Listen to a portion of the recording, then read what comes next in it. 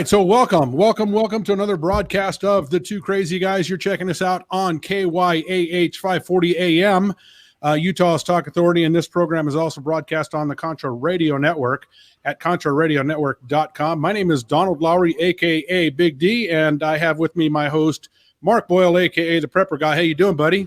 Doing great today. Everything's awesome. Yeah, right on. We got a special guest we got a special guest on the program today. We're going to bring Joe in just a moment. I did want to talk about a couple of real quick topics. The whistleblower has been outed, ladies and gentlemen. His name is Eric, and I can't pronounce his last name. I think it's Sierra Mella. This guy is tied to names like Brennan, Obama, Biden, Schiff. I mean, these names are all familiar, people. And this guy was actually kicked out of the White House because he was outing false things about President Trump. And so now we've got this impeachment. The Dems are trying to push forward with this impeachment based on a phone call. Now, remember, this goes all the way back to 2016 because they have tried everything they can to get rid of President Trump since he was announced president. And so we know now, facts are that Hillary Clinton and her campaign, they paid for this Steele dossier, this fake Steele dossier that they created so they could take to a FISA court. So they lied to a FISA judge so that they could get a FISA warrant to spy on President Trump during his campaign. And if you remember, back in 2016, Trump said that he was being spied on. He was being surveyed. And everybody laughed at him. The media mocked him. Everybody laughed at him. And now we know that to be true. So then we had the fake dossier. They got a fake warrant to spy on Trump so they could try to link him to this Russian collusion story, which we now know was also false. And so that fell through. Then Mueller came. They got this Mueller character to come out, and his report went tits up, basically. Pardon the French there. But so then they tried to get him on collusion, and collusion kind of fell through the cracks. So now they have this phone call that a guy that didn't even hear the phone call, and they're trying to impeach president. Now, in the United States of America, you have to have a crime in order to impeach a president. That's just the way it works. Yeah, you would think that's how it works. About that. They don't have a crime. Okay. No, they have this whole thing. It looks funny. This whole impeachment thing, you got to understand there's two reasons for the impeachment thing. Reason number one is because they're trying to rile up the Democratic base. If you think about it, if you're a Democrat and you're sitting at home and you're watching CNN news all day long, all you're being told every day is we're going to impeach him. We're going to impeach him. We're going to impeach him. And they have yet to do anything. So now they're trying to move forward and show that they're doing something to try to get rid of him. That's number one. Number two, you have to think about who these people are. They know they can't beat him in an election. So now they have to try to get rid of him before the election. And so this whole thing now I've heard people say, they voted to impeach Trump, but that's not what they did the other day. What they did was they voted on the rules for the investigation. They voted to agree that the rules, because they don't like Trump, rule number one, that they're going to go this way. Right. And it still doesn't mean anything. No, it means absolutely nothing. What it means, also the other thing you have to think about is William Barr is about ready to come out with his report as well. Okay. And so they pull the trigger on this vote so that they can say, when Barr comes out with his report, they can say, oh, well, they're just trying to impede our impeachment proceedings. The whole thing is a sham. The whole thing is a scam. And what they've done is they basically now committed themselves and they've stuck their foot in their mouth, basically. Yeah. So I want to get to our guest because I know Joe took a lot of time today, a lot out of his schedule today. We do have a guest for you people. One of our newest sponsors on the program is Valley Food Storage, people. Yes. And Joe, I was actually going to surprise you. I was going to do a bowl of oatmeal, but then I thought, well, I can't really do that while I'm talking. I did do a review video.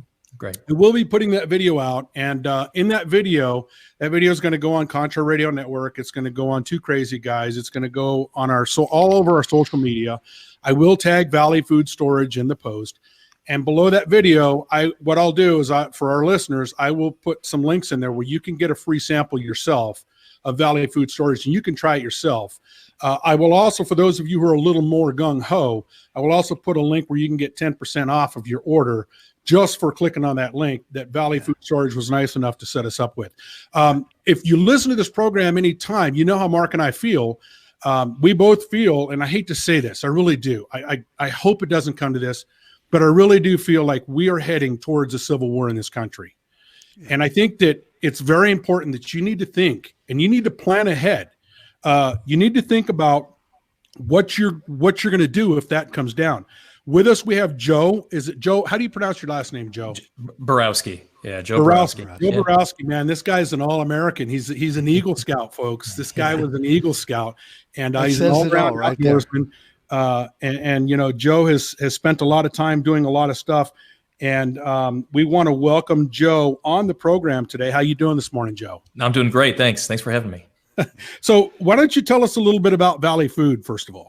Sure. Yeah. Valley Food is, it's one of the smaller players, I would say, still today. It's not one of the big box ones, but we're in that medium space today. And Valley Food's niche within the long-term food storage market is really around thoughtfully planned, healthy food. You can stack up as many calories as you want, but when it comes to grab arms and defend something, if you don't have the right micronutrients to support that kind of thing, it doesn't matter how many calories you have put away. You're not going to be able to make it.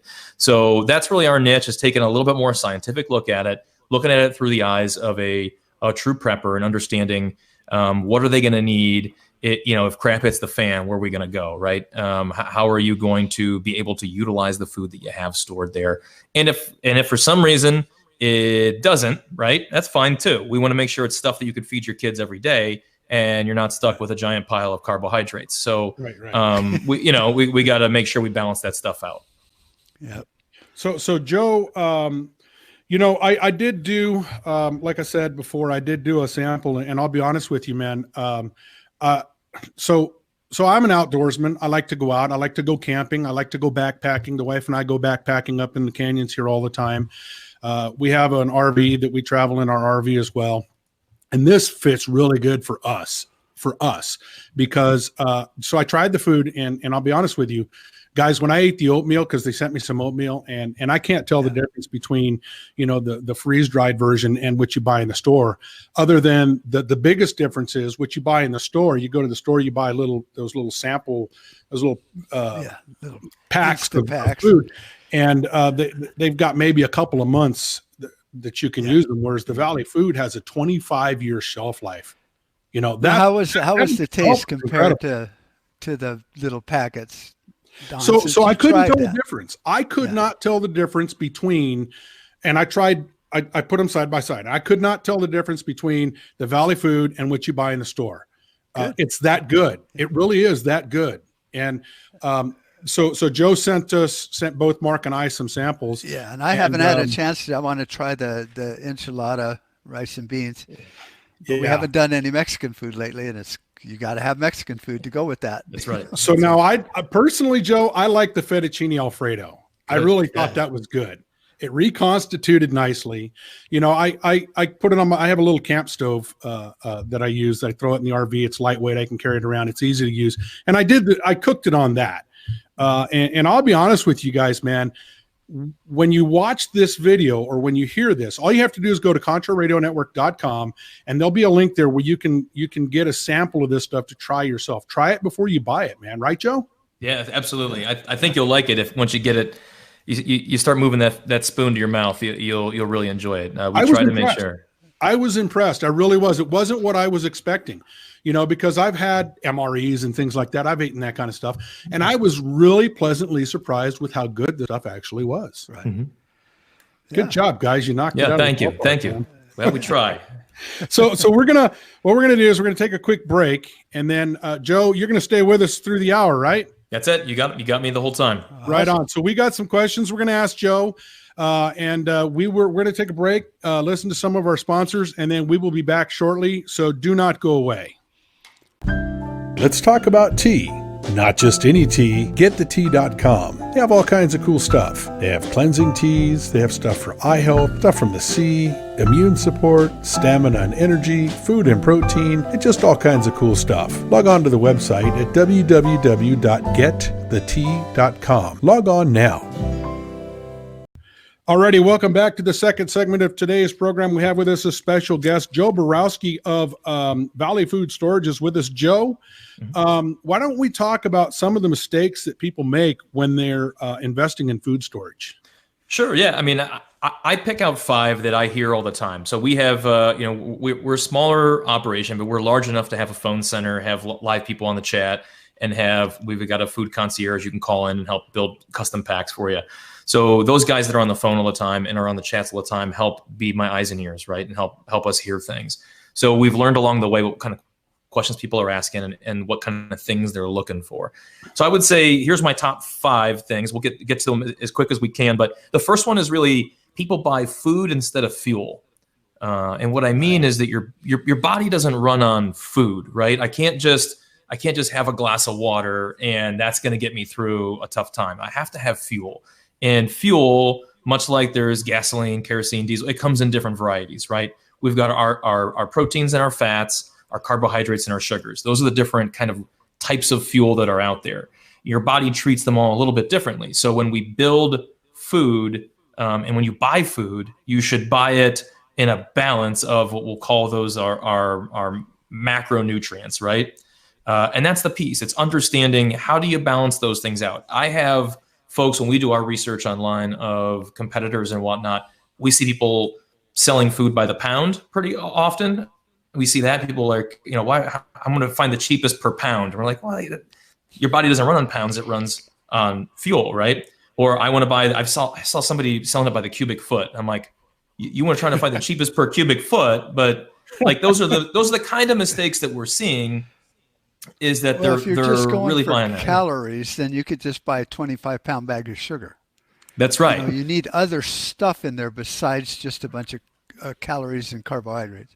Amen. That is absolutely true, and that's really what I get to. I see people who buy a lot of things on cost per serving. That's a big one that's out there. And when I see cost per serving, here's a question for the audience and saying, who regulates, which 3-letter organization regulates cost per the serving size of a food? FDA, USDA? Nobody does. Nobody does. FDA probably. Yeah, I thought so too. Joe, since you brought that up, I did want to point that out. I did run the numbers, and if you actually break it down, Valley Food is pretty cheap by the serving, man. Yeah, if you're buying a 3-month kit or larger, the cost per serving, and I'll tell you what the servings are really, as far as what the industry goes, but cost per serving is under $2 a serving. So, man, you can think about going to buy fast food. If fast food was open during a revolution, you could go do that. Or for $2 a serving, you could get some freeze-dried food that's going to last you 25 years. Right. But that's a lot of the pieces. No, I have one competitor that it would take 35 servings a day in order to get to 2,000 calories. And so you look at that and you go, man, you're just watering it down and lying to people. It doesn't work. If you had 4 servings a day of their food, you'd die. There's just no way to do it. So, but in full transparency, you would need probably 6 to 8 servings of Valley Food because we base our serving size around what the average child would need, and so as an adult, I double that. So exactly, just in transparency, I'm glad you brought that out because in my video you will see that when I did that, I mean, I'm a pretty big guy. That's how I got my name, Big D. And so you'll see that in my review, I said, well, for a guy like me, maybe 2 servings. Yep. Just double it up. But again, I had 1 and 1. I had 1 of the potato soup and 1 of the fettuccine Alfredo, and I was comfortably full. I wasn't overly full. Yeah. I wasn't still hungry, and it satisfied me. So I had the breakfast, and then I didn't eat anything all day. Yeah, awesome.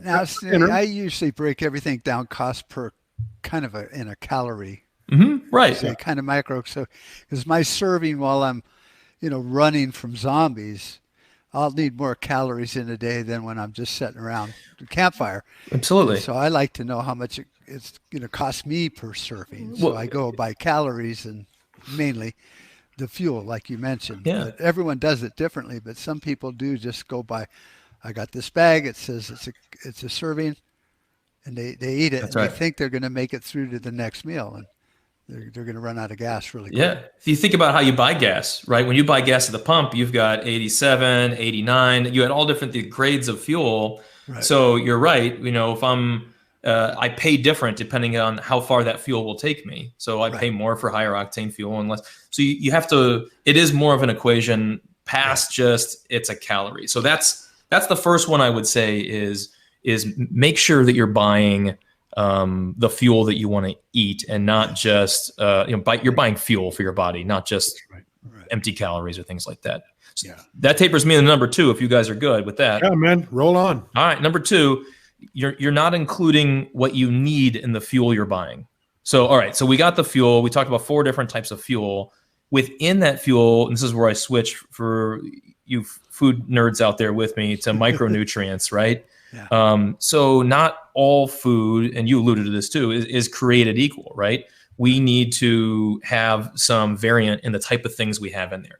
So let me break down some of my favorites that I want to make sure that I balance into the meals that I'm going to plan at Valley Foods. Iron is one of those top ones for me. We talk about fight or flight, right? If I don't have hemoglobin that's going to carry oxygen to my muscles to be able to move and act, if I don't have the ability to rebuild my neurotransmitters, without the mental capacity to be able to do this, and without the strength and ability to perform at my best, I'm not going to be able to perform like I need to, right? Right. That's right. And that's why that's a big one. Yeah, go ahead. So you guys had the oatmeal. That's a nice one, high iron, right? You got some different types of things, and a lot of stuff you store at home. Legumes. I talk about legumes, and if you guys are super familiar with that, that's awesome. If you've not, these are things that grow in pods, right? Beans, any kind of black beans, lentils, any peas, things like that. Soy. Those things are high in iron, and so we'll try to use those and mix those within like that white bean and lime chili, right? We want to mix those things in to make sure we have that. Now you can buy a ton of beans at home and have a ton of iron, and I advise you do. I wouldn't say pay for beans that get flown to your house. That doesn't make a lot of sense. You can buy a bag of beans at home and store it, but when you need it to have the shelf life for 25 years, then that's a little bit different. But I would still supplement with a bag of beans at home, right? And you can always fortify things. But I see a lot of competitors just selling a bucket of beans, and I'm like, you can get the beans at the grocery store. You don't have to spend a ton of money on beans. Right. And what's the life on? I think yeah. Sure. What's the life on like beans, like you were saying, legumes and stuff? I got some bags. I put them in Mylar bags and through the oxygen absorber, but I don't think they last as long as the way like a food company like yours. You're right. I'll give it credit. If you dry them correctly and you store them in a airtight package and put oxygen absorbers in there, there's some science that would substantiate that you can get 15 years plus out of stored legumes that are stored correctly. So it doesn't mean part of your food plan. I always talk about food plans. Good food plans should include more than just freeze-dried food, in my opinion. I jar stuff. I grow stuff in my garden, right? I can stuff. We'll dehydrate stuff. It's a mix of things. But the freeze-dried piece is the piece that I don't have to change as often, that I can always know is going to be there. And I know it weighs a lot less than some other stuff I need to grab. I'm not going to grab mason jars full of tomatoes if I got to bug out.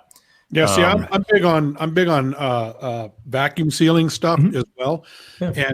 And so when you said grab mason jars and bug out, I mean, I've got a bug out bag, and I think everybody should have a bug out bag with at least the bare essentials. And the cool thing I like about the bag food that Valley Food has is that you can throw, a half a dozen bags in a backpack, and my wife could strap that on her back and be fine with it. It's not that heavy. Absolutely. And then all we need, myself, Mark and I, we've talked about this, and when the time comes, if it breaks out the Civil War, I'm booking to the mountains, man. I'm going to go to the mountains. I'm going to crawl under a rock, and I'm going to let them kill themselves. Mm-hmm. And all I need is enough to get me through about the first week or so where I can transition to living off the land, because believe me, I know how to live off the land. Right. And so, I'm really big on that. You can take these bags because they're not that heavy and they're not that big, and you can throw them in a backpack, and then I can have, the real crucial essentials that we need. And then my wife, she can carry the food with her, and we'll be fine. Yep. And all you need, Valley Food also sells on their website, they sell the water tabs, and all you need is water and fire, man. And you can have a complete meal until you can get yourself transition to living off the land. That's what I really like about this stuff. Yep. Yeah, and that's why I, have a lot of dehydrated carbs, as you called it, and I've always called it, and some MREs, mainly because it's for the bug out thing. When you can't set traps, you don't have time to do all that, and you just want to get from point A to point B. The rest of the time, if you're going to have extra, you want the flavor to be good, so your family eat it and stuff. A little bit of a treat too, right? A little bit of home. Yeah. The mental game of surviving is huge, right? And so getting food that tastes like the stuff you would eat at home when you're on the move is going to be huge to the soul to be able to continue through some of that stuff. Yeah, because mindset's such a key part of bugging out and surviving and staying alive. And the younger people get, the less mindset they have. So they're not gonna want to eat that. Right. They've already, their normalcy bias has been shattered, and now they got to eat this mush. To where at least if it tastes good while you're bugging out, they might eat it. They'll probably eat it anyway when they're starving, but you want to keep their attitudes happy. Well, and I acclimatize my kids to it, right? We eat a Valley food thing once a week. And so they're eating a mac and cheese or fettuccine Alfredo. For breakfast, we'll have oatmeal. And it's the stuff that they're going to eat every day anyways. Yeah. Most of the time, they don't even know if it came out of a Valley food bag or a Kraft box of mac and cheese. Yeah. They're kids. Right. If with me, I mean, somebody on Facebook, I posted a little bit about the oatmeal and said, "Oh, really, a cup?" I'm like, "Yeah, well," and I measured it out. You'll see that in the video. I compared the two, and they're the same. The stuff you buy in the store, the same. It's the same serving as the oatmeal.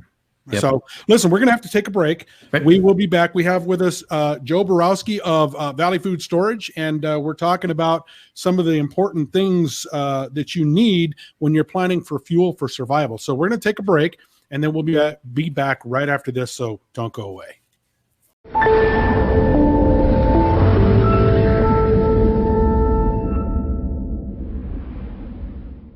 Alrighty, welcome back to the third segment already of the program today. Wow, it goes by so fast. We have with us Joe Borowski of Valley Food, and we have been talking about prepping and foods and things like that. Joe, I think you have a few more things you need to talk about when it comes to planning for food storage, don't you? Yeah, absolutely. I think we got through the first real one, which is pay for the right kind of stuff. The second one was the micronutrients. Make sure you have in there. We get a lot of calls about things like sodium. And I think you guys alluded to this earlier. You're working harder, and so sodium is what your body turns into iodinized salts, right? And you sweat it out super fast. And so when I'm thinking about my food plan, we've got both types of food. We've got food that is full sodium and food that's like half sodium, right? And you can see in the labels it indicates pretty quickly. And when you're building your food plan, you have to understand: am I a sedentary person who works on a keyboard all day? And now I've got to go out chase a deer that I just wounded and I got to take it down. And that's a totally different mindset for me. I'm sweating through twice as much sodium as I normally would. Right. My iodine's coming down. The iodine I need for my thyroid's not there. I can't get my hormones to balance, and I cannot absorb all my micronutrients anymore because my metabolism's taking a hit.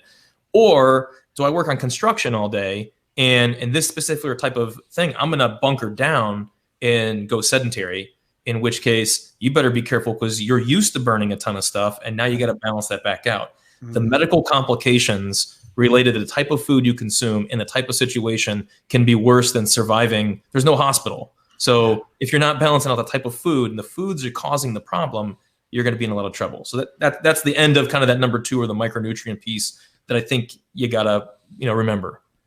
Yeah. I don't think people factor in their activity level, when they're checking their RMR and all these numbers. So how many calories they burn in a day. And everyone that I've talked to about, their calorie burn in a day, they're like, well, I'm really active. It's like, yeah, but if you put that multiplier in your calculation, you're talking about a lumberjack or a Navy SEAL in boot camp training. Right. Whereas, most people that aren't at a desk all day, but move around a lot, like I do construction at home on the weekends, would still be considered a low activity level when it comes to the math. And so if they're cheating themselves while society hasn't collapsed, they're going to be overeating when they're in their bunker, and they're going to have health issues. Yeah. And they need to think about it a little bit more than just saying, "Oh, I'm on a Beverly Hills diet," Right. because it's your food storage and it's for survival. Yep. And you don't want to be playing with the numbers like we do so loosely these days. While society is still good. So. Well, during the break, Mark had talked about. I think it was Mark that talked about. No, we talked about the different kinds of things you need to prep for, whether you're going to be staying in or bugging out or whatever. When I first met Mark, I just want Mark to tell this quick story about the guy that had the bunker with the cameras and everything. Tell him about that.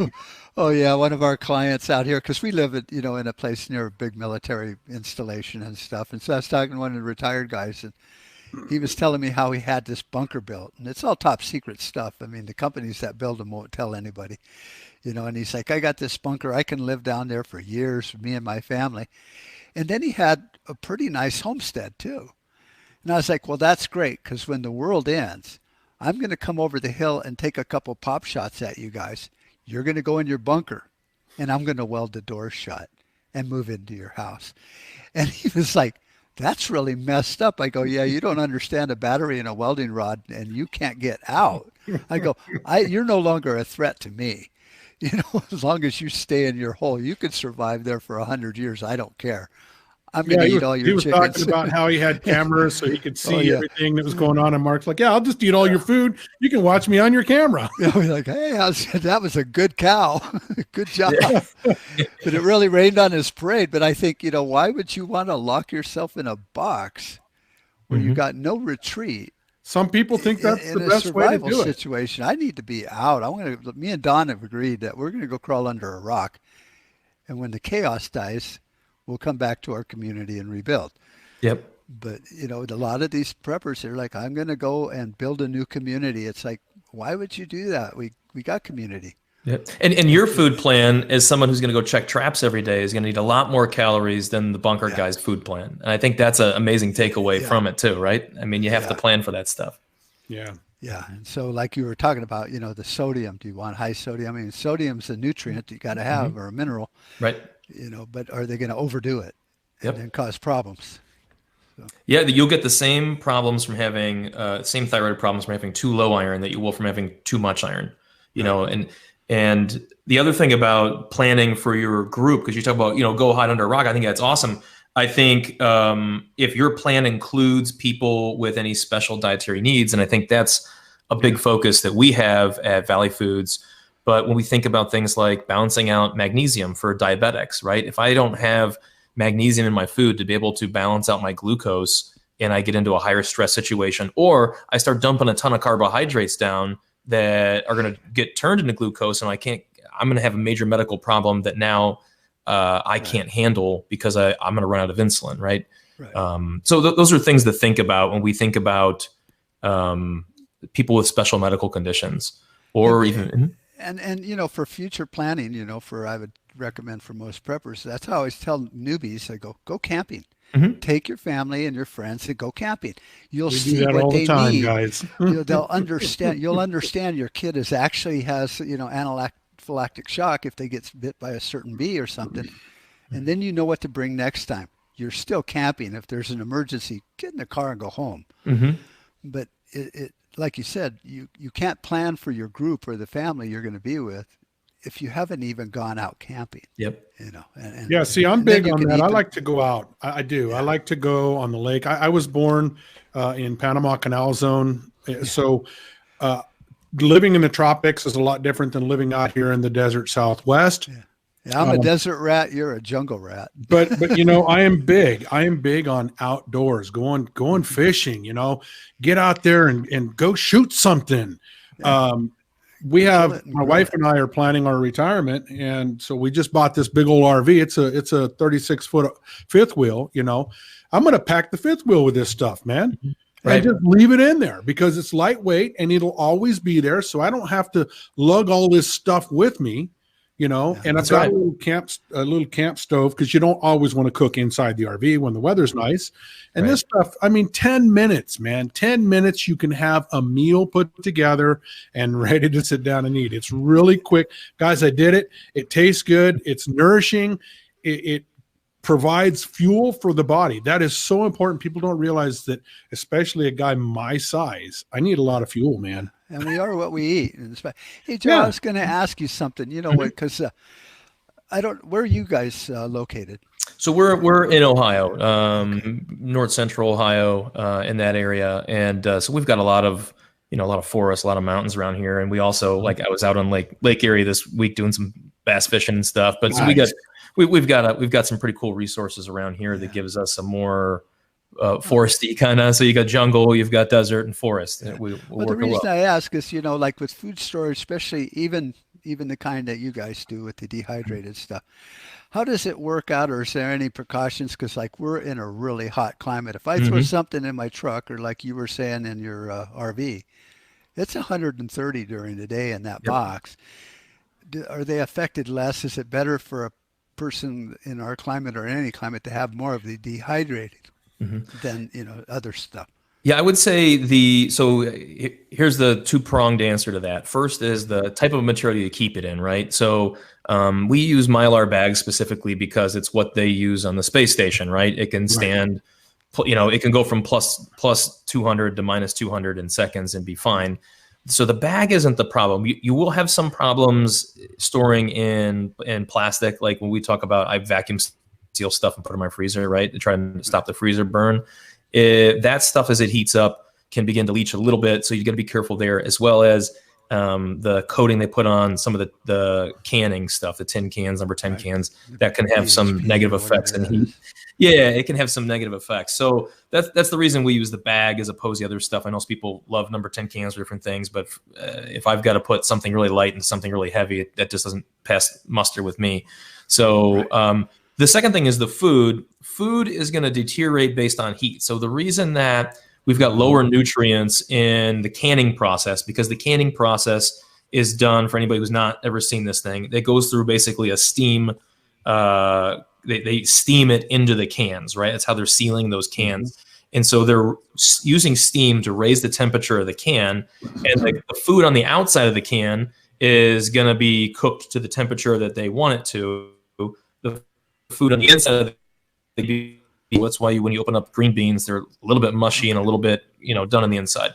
The same thing happens in any container. So whether it's in a plastic bag, whether it's dehydrated or whether it's freeze dried, you're not really attacking the quality of the food or the taste. You're attacking the micronutrients within the food, and you're kind of depleting down. Maybe I'm going to get 70% of the micronutrients instead of 90%. So it just ages long faster. Term, with most products, even like yours, if you're storing it, in the trunk of your car in Arizona, you're going to lose some of the nutrients then just over time. Yep, you are. Almost factor that in. Yeah, you have to kind of factor, and I think that has maybe a little less to do with the process to which you got it. You mentioned dehydrating can be a good process to store, especially things like the legumes and rice and things like that we talked about. But when you're moving to freeze drying and actually freezing something, which we know something in our freezer is going to keep 98% of all of its nutrients until it gets freezer burned, right? Right. It just takes a lot of energy to keep it in a frozen state. So freeze drying is freezing it at room temperature. So I didn't have to change the heat of it to freeze it because I got it to 0 atmosphere, and that does the whole science thing on the back end. So I've gotten all the quality of the freezing without changing the temperature in any way. If I keep it in that 50 to 75 degree range, I won't lose any of the nutrients over the course of that time period. Right.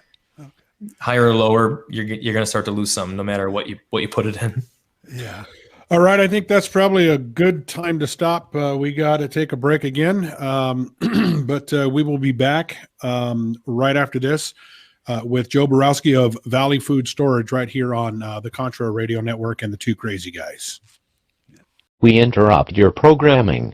This is a national emergency. Important instructions will follow.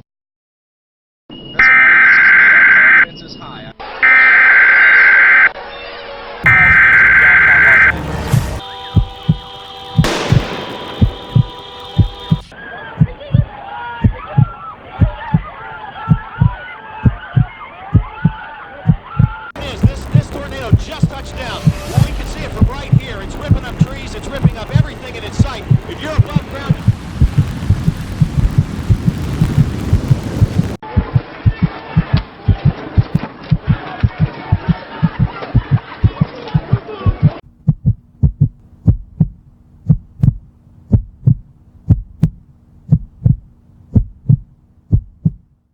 Alrighty, welcome back to the final segment of today's program. We have with us Joe Borowski of Valley Food on the line with us. Joe, man, you've provided some fantastic information for those out there listening to this. We've got a couple more things we need to go through, huh? Yeah, let's hit the last ones kind of quick, so we have a few minutes. The number 3 one that I didn't really talk about yet, it would be paying for fillers.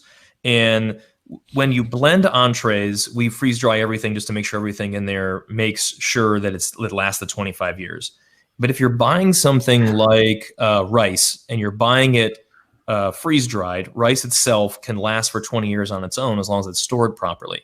So I equate this to putting a life jacket on a seal, right? It doesn't need it. You're paying for more when it would do it on its own, right? Right. So store some of those things locally. Buy your local legumes, buy your local rice, things like that, and store it.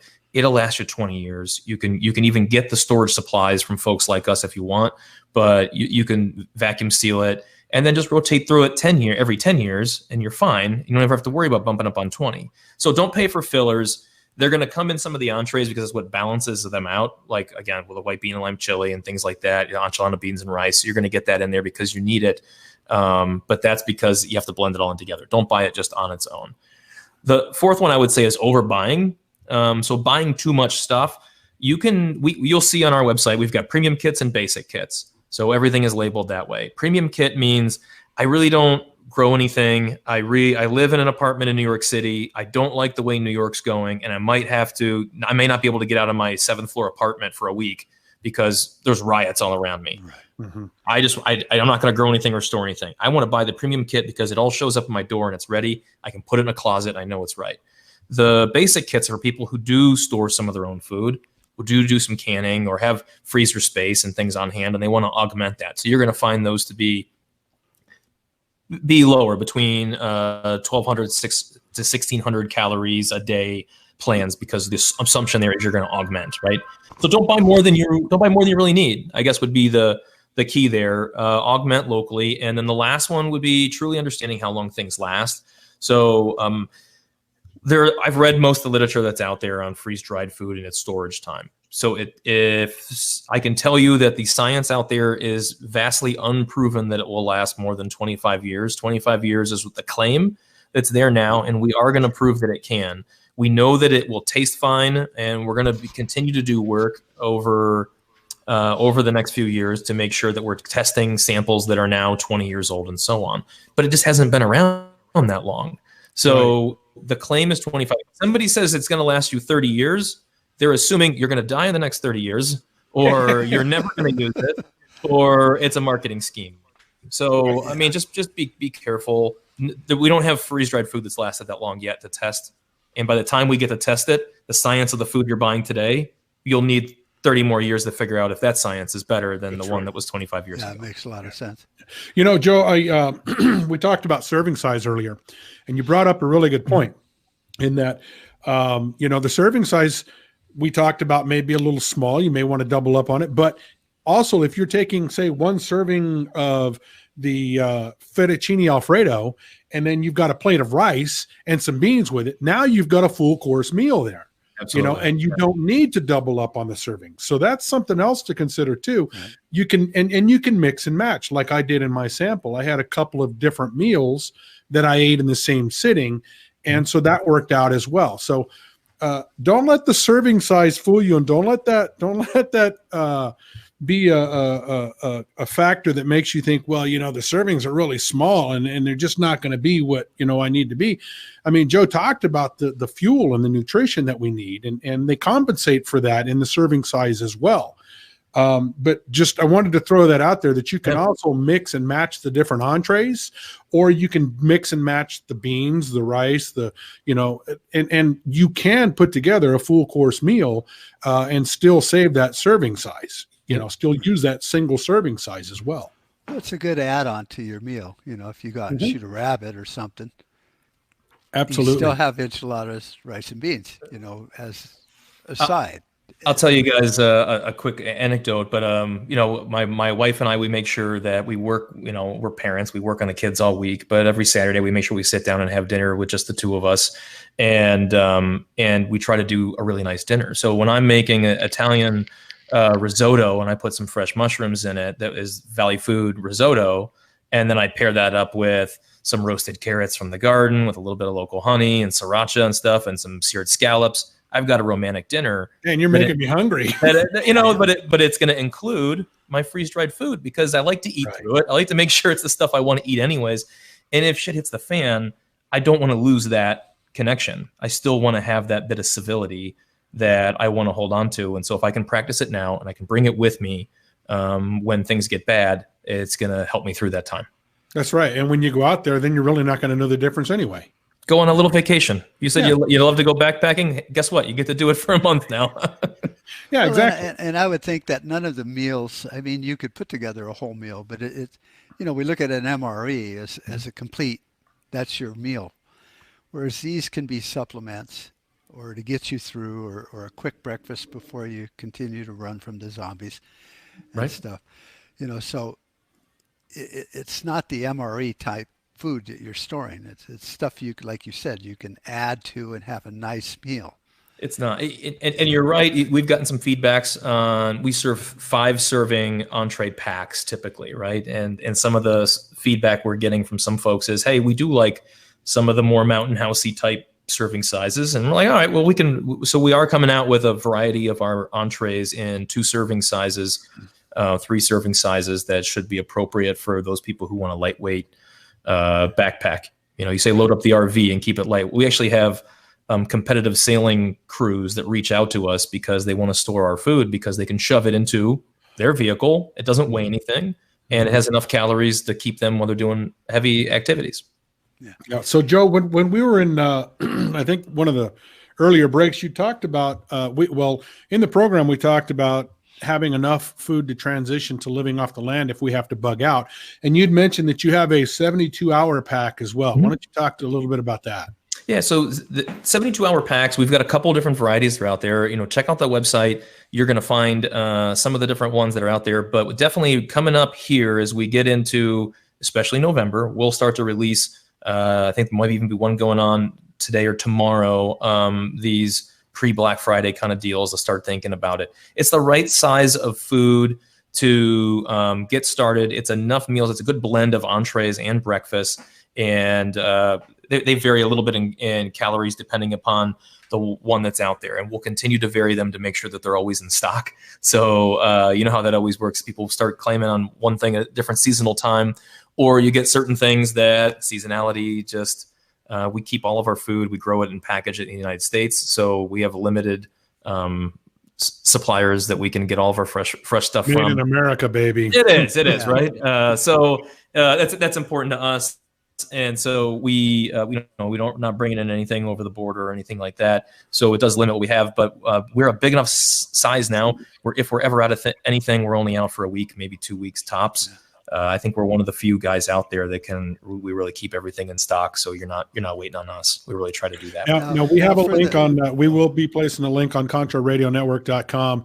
There'll be a little banner up there. You can just go to ContraRadioNetwork.com and click on that banner and you will be able to get a free sample. Also under this video, when we publish the video, there'll be links where you can take 10% off. And I think I actually have a link, a banner or a link that for some of the emergency stuff that you're talking about. So I'll throw that down there as well for anybody that might be interested in that as well. Valley Food is, we've done a lot of talking behind the scenes. And from my experience, man, it's great people. I mean, great people, small company, and just the product speaks for itself. And if you want to know what we're talking about, just go get a free sample. I mean, it's not going to cost you anything, and they'll send it to you, and you can try it for yourself. And then if you like it, you can go back and buy more. I know I'm going to, and I strongly suggest that you do that. But, it's a great product, and it speaks volumes, especially in these times when you're looking around. And if you're paying any attention to the news like I do, I can't say that I like to watch the news, but doing what I do, I kind of have to watch the news because I can definitely say I hate watching the news. but you got to be careful what you watch and what you listen to, because there's so much misleading and so much false information out there. And, you just never know. And so what we're talking about today is being ready in that crucial moment where, you don't know what's going to happen, but you know that you need to do something. And we don't know. I mean, tomorrow's never a given. Shit could hit the fan tonight, guys. Yeah. North Korea could launch an ICBM and they can reach the coast of California, even though they haven't been able. I don't even think they need to get past the Sea of Japan, but you just never know. And so North Korea has weather satellites, as if they care about the weather. There's a nuclear warhead up there, and they don't even have to worry about reentry. So they could flip a switch tomorrow and we're gone. That's it. Hey, Joe, before we totally be done with the show, I wanted to ask you something. Now, based on everything you've said, I kind of understand the benefit of Valley Foods over a lot of your competitors. Is there any other, from your opinion, what sets you guys apart? Because I can tell there's a lot that sets you guys apart, but. Yeah, we're focusing a lot right now on people with special medical and dietary needs. And so we're coming up with a lot of new pieces out there. I'm going to be releasing a whole series of menus coming up for people who have celiacs or need to be gluten-free, for people who are paleo, even for people who are vegan or vegetarian. Because honestly, in my food plan, in my extended food plan, I have people who are vegan and they're like, hell or high water, man, if I'm starving, I'll go down with the ship. And I'm like, you know what? I can be thoughtful enough to be a carnivore myself, but also know that I want the comforts of those who are with me to not have to suffer for it. So There are ways to do that with freeze-dried food. There are ways to prep around for folks with diabetes, folks with chronic heart disease. And we're doing our part to try to make sure that we're there for those folks. And then the other piece that I'm working on too is we've got a lot of these citizens that were going to like wildfires in California and trying to do their part to rebuild communities. Like you said, you go away for a little bit, come back and help rebuild that community. And these folks are burning 3,000 calories a day, moving, lumber, digging ditches. And so we're also going to be working towards in the next couple of weeks, getting something together where you can get a kit that is a high calorie, maybe 3,000 calorie a day kit. Obviously it costs a little more, but I think there's a need for it out there I'm going to grab these 2 buckets and I'm going to go to work in my community. And it's a lot more calories than I'm used to. So we're going to be balancing those things out too. That's great. Yeah. Well, guys, it looks like we are about out of time. I told you they go quick. We want to thank Joe with Valley Food Storage for coming on board today. Log on to ContraRadioNetwork.com, click on the link, go over there, get yourself a sample of what we've been talking about today. I think you'll be pleasantly surprised. Joe, I thank you for coming on the program today, man. Yes. Thank you. All right, so that's going to do it. We're bugging out for the day. Until next week, we want to thank you for tuning in. And as always, stay safe and stay ready.